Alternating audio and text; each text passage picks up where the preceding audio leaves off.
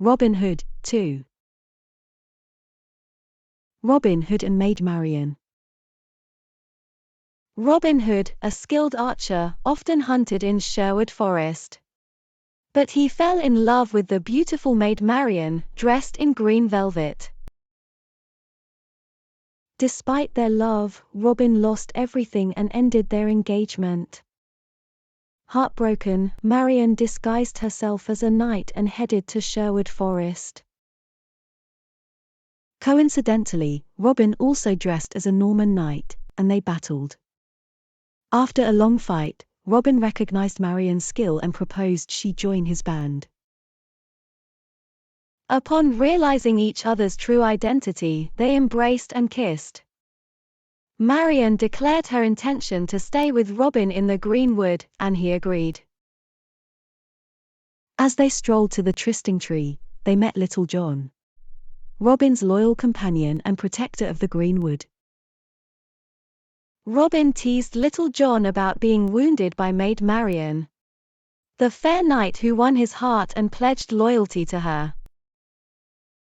After a joyful feast with Robin's men, Robin and Marian were married in a solemn forest ceremony by Friar Tuck. Their love became a proverb for happiness, and a yearly prize is awarded to the happiest couple in Marian's hometown.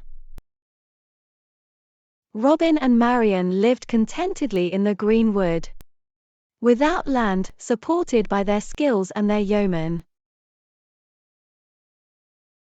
Robin Hood and the Silver Arrow. The sheriff grew angrier with each failed attempt to capture Robin.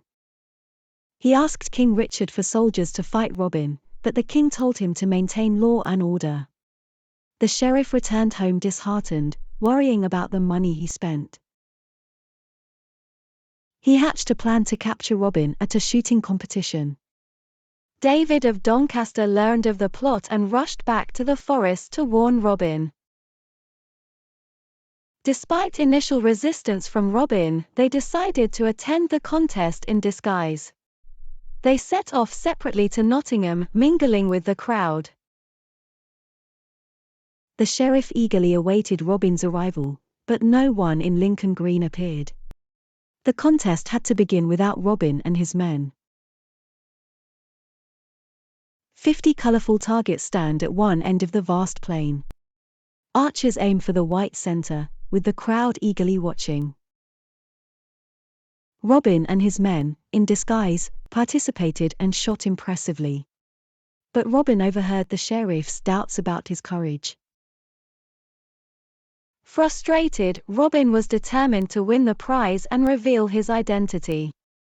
The sheriff's wife presented Robin with the silver arrow after he won, unaware of his true identity. Robin and his men celebrated with laughter and stories.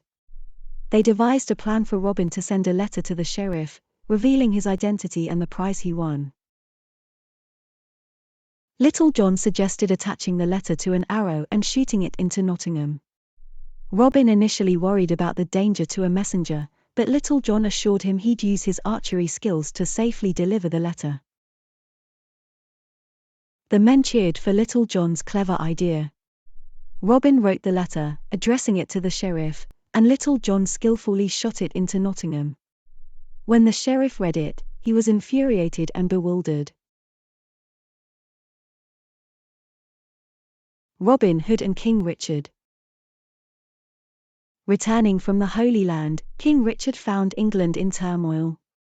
Prince John's cruel rule had left the country in chaos. King Richard travelled to Nottingham with his nobles, where the town celebrated his arrival with grand festivities. But his main interest was the elusive Robin Hood. Despite hunting in Sherwood Forest and wandering there alone, King Richard never encountered Robin. Others frequently spoke of Robin's deeds, and he continued to demand tolls from the rich, but they never crossed paths. Unbeknownst to the king, Robin and his men had seen him but hid, respecting and protecting him. One day, the king lamented his inability to meet Robin. The Bishop of Hereford suggested that as a monk, the king might encounter Robin more often. The king took this advice seriously, disguising himself and his nobles as monks and riding into the forest. They met Robin, thinking he was an abbot, and he, seeing the king's signet ring, offered his blessings. The king revealed himself and accused Robin of treachery. Robin defended his actions, claiming he only targeted corrupt monks and abbots who oppressed the poor. They ultimately welcomed him and his nobles to dine with them in Sherwood. The king was amazed by their hospitality.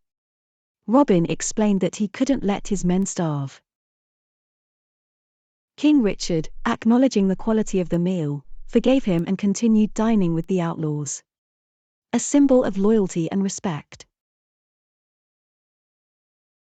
After the dinner, Robin offered a toast to the king, and everyone echoed, "God save the king."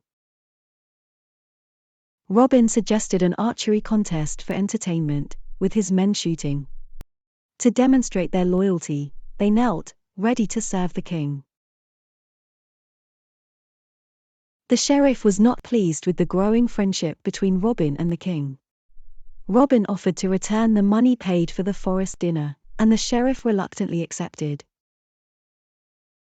Robin jokingly requested a supper with the king at the sheriff's expense, and the sheriff had no choice but to oblige.